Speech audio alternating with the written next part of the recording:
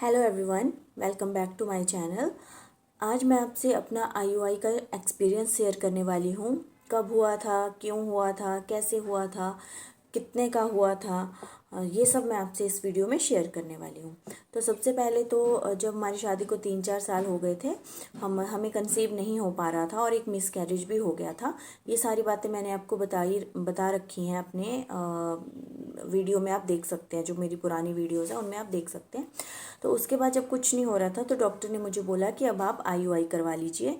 तो हम तैयार हो गए थे आईयूआई करवाने के लिए। तो उन्होंने हमें आईयूआई का पूरा प्रोसीजर समझा दिया था और उन्होंने हमें ये भी बोल दिया था कि आईयूआई का मतलब ये नहीं है कि आप कंसीव कर ही लोगे, उसमें भी आपके 10-11% ही चांस होते हैं। बाकी आपकी किस्मत होती है, हो भी जाता है और नहीं भी होता है, बाकी अपनी अपनी किस्मत होती है। मतलब उन्होंने वो हमें एक्सप्लेन कर दिया था, बट हमें अब कुछ करना था। तो हमने बोला कि ठीक है, आप हमारा प्रोसीजर कर दीजिए। तो उन्होंने हमें जो मेरे पीरियड्स आने थे उसके सेकंड डे से दवाई लगाई थी, एक 5 डेज़ की, जिसमें एग बनते हैं, मतलब, है ना। तो वो वाली दवाई उन्होंने दे दी थी कि जब आपके पीरियड्स आएंगे तो सेकंड डे से आपने ये स्टार्ट करनी है। और स्टार्ट करने के बाद आपने 10वें या 11वें दिन हमारे पास आना है। फिर जब पीरियड्स आए सेकंड डे से मैंने अच्छे से डोज खाना स्टार्ट करी। उसके बाद जब 10th डेज़ पे मैं गई थी फिर डॉक्टर के पास। 10th डेज़ में मैं गई थी, 2022 की बात है ये, 22, 23, 24, हाँ 2022 की बात है।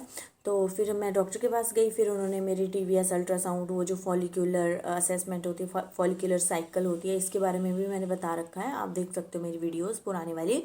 तो वो स्टार्ट करी। ठीक है, अब आईयूआई में होता क्या है, जब आपका एग जो है एक पर्टिकुलर साइज तक पहुंच जाता है, जितना कि डॉक्टर को चाहिए होता है कि अब ये ठीक है रप्चर होने के लिए, उस साइज तक, तब ये प्रोसीजर किया जाता है। और उसके लिए आपके हस्बैंड को कहा जाता है कि जो उनका सीमन होता है ना, उसको सैंपल कलेक्ट करने के लिए कहा जाता है कि आप जमा करवा दो।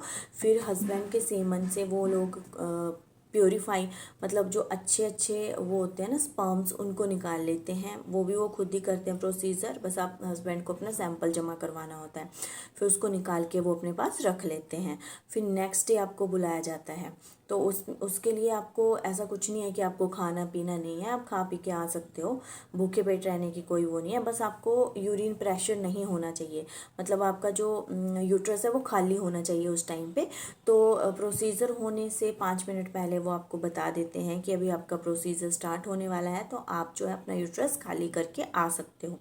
तो आप जाके यूरिन पास कर सकते हो, है ना। फिर अच्छे से वहाँ पे क्लीन कर लेना एरिया, जब भी आप वॉशरूम जाओगे होने से पहले, तो अच्छे से क्लीन एरिया करके फिर आप अंदर चले जाते हो। ओटी में ये प्रोसीजर किया जाता है और ये 5 मिनट का प्रोसीजर होता है, ज़्यादा टाइम इसमें नहीं लगता है।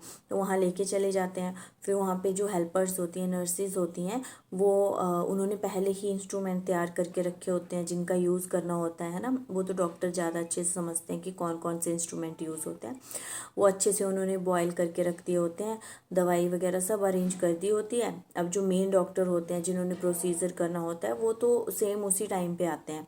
तो पहले आपको लेटा दिया जाता है अच्छे से पोजीशन में, जो भी पोजीशन उनको चाहिए होती है, और वो खतरनाक पोजीशन होती है, उसमें थोड़ा सा डर लग जाता है, मुझे तो लगा था। तो उसमें लेटा दिया जाता है। उसके बाद जो है वो जो मैं अपने एक्सपीरियंस आपसे शेयर कर रही हूँ। तो मेरे डॉक्टर जब आए थे तो उन्होंने जो प्रोसीजर स्टार्ट करने से पहले मुझे एक बात बोली थी कि आप जिस भी इष्ट देवता को मानते हो, जिसकी भी आप पूजा करते हो, उनका नाम लेते रहना। तो मैंने वही स्टार्ट कर दिया और उन्होंने प्रोसीजर स्टार्ट करा। फिर वो जो है, वो जो हस्बैंड का सीमन उन्होंने कलेक्ट करके रखा होता है ना, उसको अच्छे से जो निकाल के रखा होता है उसको डालते हैं वो उस मशीन में, और उसके थ्रू जो है वो इंजेक्शन होता है कि मशीन होती है, वो मैंने देखी नहीं थी क्योंकि वो दिखाते नहीं है ना। तो वो फिर वेजाइना के अंदर डायरेक्टली वो पास कर देते हैं उस चीज़ को।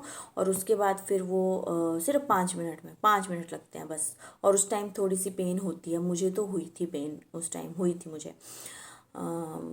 काफ़ी तो नहीं बोल सकती, बट हाँ हुई थी थोड़ा। पर मैंने बोला कि चलो भगवान का नाम लेते रहो, राम राम बोलते रहो, राम राम बोलते रहो, और बस फिर वो प्रोसीजर हो गया। उसके बाद उन्होंने मुझे बोला कि आपको इसी पोजीशन में एटलीस्ट 10 या 15 मिनट लेटना है। पर मैं आधा घंटा लेटी रही थी, मतलब हिली नहीं थी बिल्कुल भी। जब उन्होंने बोला ना कि आपको लेटना है, तो मैं वैसे ही आधे घंटे तक लेटी रही। मैंने अपने फ़ोन में साइड में चालीसा वगैरह लगा लिया था और मैं वैसे ही लेटी रही आधा घंटा। और उसके बाद फिर नर्सेज आपकी हेल्प कर देती हैं उठाने के लिए, आपके जो क्लोथ्स वगैरह निकाले होते हैं उनको पहनाने में वो आपकी हेल्प कर देती हैं।